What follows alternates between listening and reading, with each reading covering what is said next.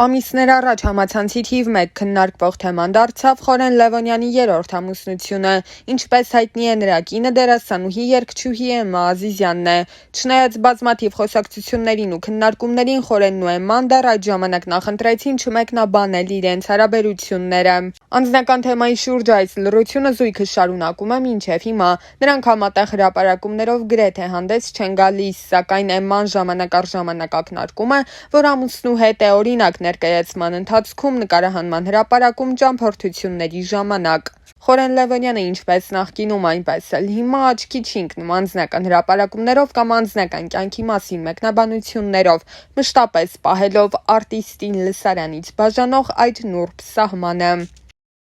Ես հաճախ եմ մտածել այդ մասին։ Մեր հասարակությունը ավելի շատ սիրում է այնպիսի արտիստի, ում կկարեկցի, կցավի նրա համար։ Մենք չենք սիրում ուժեղ, վառ անհատականությունների, որոնք առաջնորդ են եւ որոնց ասածը պետք է ընկալենք ու հետևենք նրանց։ Մեծ մասը մտածում է, որ ինքն էլ է արժանի, որ իր հետևից գնան, իրեն լսեն։ Մենք չենք կարողանում համախմբվել առաջնորդի, նրա մտքերի շուրջ։ Եթե ուշադիր նայենք Խորեն Աբրահամյանի ստեղծած կերպարներին, նրա ապրած կյանքին, նրա մտքերին, կտեսնենք, որ նա մեր ազգի մեծ առաջնորդներից մեկն էր։ Շատերն են ասում, որ նմանություն կա, բայց ես կարծում եմ, որ ասողներից շատերը նաև ուզում են, որ այդ նմանությունը լինի։ Իրականում ես չեմ կարող իր պես լինել, որովհետև ինքը հզոր անհատ էր։ Ես ուրիշ տեսակ մարդ եմ։ Ես դեռ ճանապարհ ունեմ անցնելու եւ այդ ճանապարհի վերջում, երբ շուռ գամ եւ հետ նայեմ, այդ ժամանակ կտեսնեմ ով էի, ում էի նման կամ նման չէի, ինչ արեցի, ինչ թողեցի ինձանից հետո։ Խորեն Աբրահամյանը հայ թատրոնի մեծագույն դերասաններից մեկն է, իսկ ահա Խորեն Լևոնյանը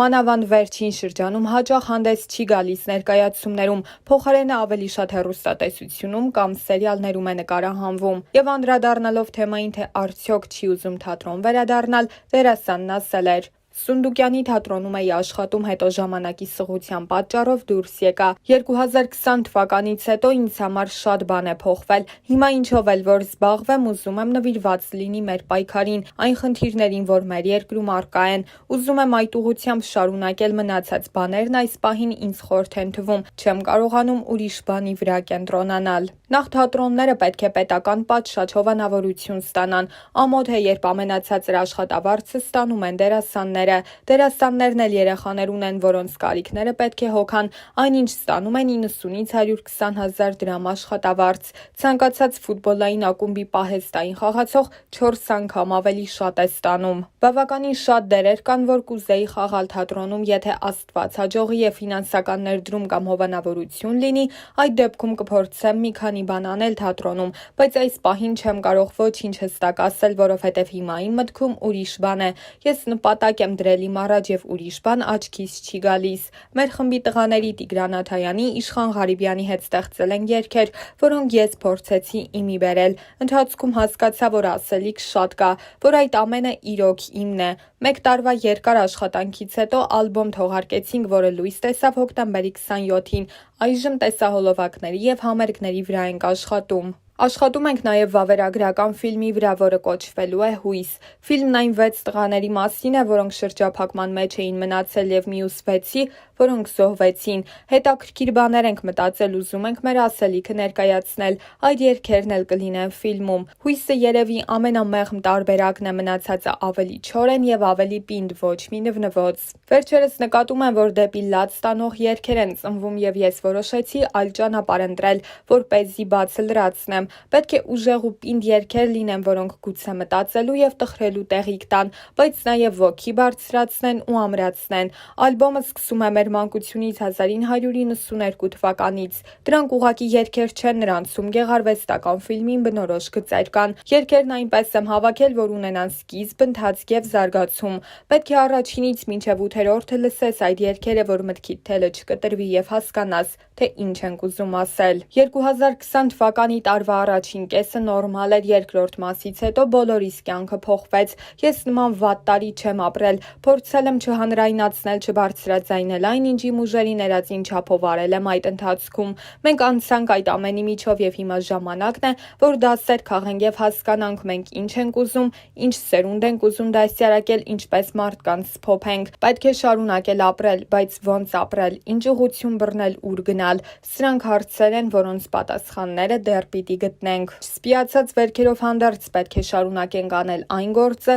որը մեր հայրերն ու պապերն են սկսել, չթողնել այս երկիրը օտարանա։ Մենք ինքներս մեզանից մեր տեսակից չօտարանանք, իրապես հայ լինենք ու մի մեծ ամուր ընտանիքի նման ապրենք։ Ես իրապես ունեմ հույս երգի մեջ այդ մասին հենց այնպես չի երգվում։ Սա մի փուլ է, որը պետք է հաղթահարենք։ Բառերը քիչ են ասելու, թե իմ հոգում ինչ կա այս պահին։ Ես փորձում եմ ավելի շատ գործով անել, չգիտեմ, եթե ես խոսեի, դա ինչով կօգներ, փոխարենը շատ ուրիշ բաներ եմ կարողացել անել, դա է իմը։ Մենք միշտ մի բան անում ենք, հետո ենք մտածում, պետք է հերթականությունը փոխել։ Հասկանալի է, բոլորն են հիմա վատ վիճակում, բոլորն էլ ավելի էմոցիոնալ են։ Մի մասը փորձում է ելք գտնել, մի մասը հանգիստ ապրել եւ ընդհանրապես բանի տեղ չդնել տեղի ունեցող իրադարձությունները։ Մի հատված էլ կա, որ նույնիսկ փորձում է օգտվել այս իրավիճակից։ Այսօր համախմբվածության պակաս կա։ Երևի համախմբող միտքը չկա, միտք, որը բոլորին իր շուրջ կհամախմբի։ Մենք վերածվել ենք պառակտված մասսաների։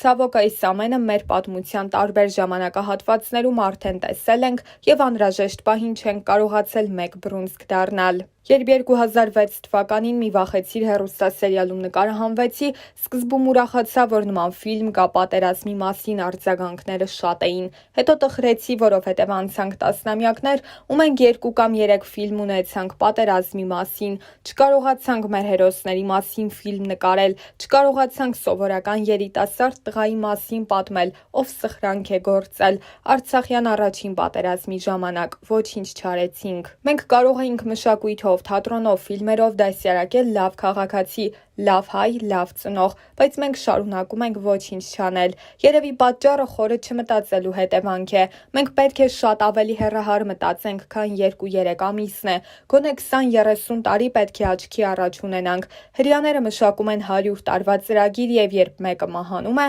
մյուսը գալիս է ու նրա կիսատ թողածը տեղից շարունակում է առաջ տանել այդ գործը։ Մենք կարճ ենք մտածում։ Այս ամենը նաեւ կարճ մտածելու հետևանք է։ Դա վերաբերվում է նաեւ հեռուստատեսային ոլորտին։ Այս պահին լավ է ռեյտինգները բարձր են, փողը շատ է, մյուս անգամ հովանավորը ավելի շատ կտա։ Իսկ թիրախը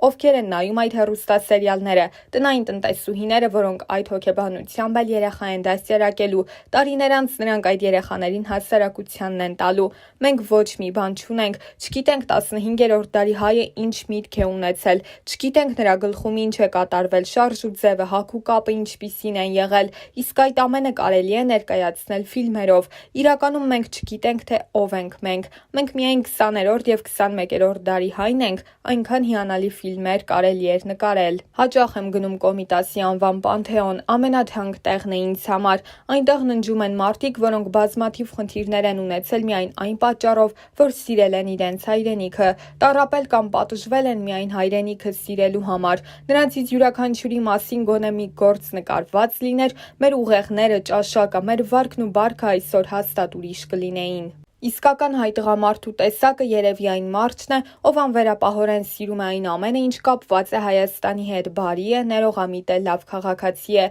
Գուցե դա է հայ տղամարդու լավագույն կերպարը։ Հիմա ամեն ինչ խառն է, մենք կարծես տասնյակ տարիներ հետ ենք գնացել, նորից շփոթվում ենք, նորից կորցնում ենք մեր ինքնությունը, նորից մեզ կորցնում ենք, չենք հասկանում, թե ազգովի մեզ ինչպես պահենք։ Սա էլ դաս է, որ մենք պետք է քաղենք եւ գուցե այդ պարագայում ձևավորվի մեր ազգային դեմքը։ Կուզեի ֆիլմ նկարել սովորական երիտասարդ զինվորի մասին, ով հայտնի ընտանիքից չէ, մեծ անուն չունի, հասարակ տղա է, ավտոմատը ձեռքին։ Այդ տղերքին մենք չենք կարող մոռանալ։ Դա նրանց հետ չի բերի, բայց գուցե հետ բերի մեր ազգային ինքնությունը։ Ով ենք մենք։ Ոնց կարող էր 18-19 տարեկան տղան ավտոմատով զինվորական մեծ արսենալի դեմ կռվել։ Մենք պետք է մտածենք ապագա սերունդների մասին։ Գուցե հիմա ամեն ինչ խարխլված է, բայց եթե չենք ուզում, որ այդպես մի 20 տարի եւս շարունակվի, պետք է մտածենք ովքեր ենք լինելու եւ ուր ենք գնալու։ Սիրելի բարեկամներ, սիրելի հայեր, ես շատ շնորհակալ եմ բոլոր ջերմ խոսքերի համար։ Ես շատ շնորհակալ եմ ձեզ այսքան հազարավոր նամակներ գրելու համար ու շատ ուրախ եմ, որ ինչ որ չափով փորձեցինք ձեզ լավը մատուցել, ձեզ կիրթը մատուցել, ձեզ հայկականը մատուցել։ Ես իմ դասարանի անունից ձեզ ասում եմ շնորհակալություն, մնացածը կասեն իրենք։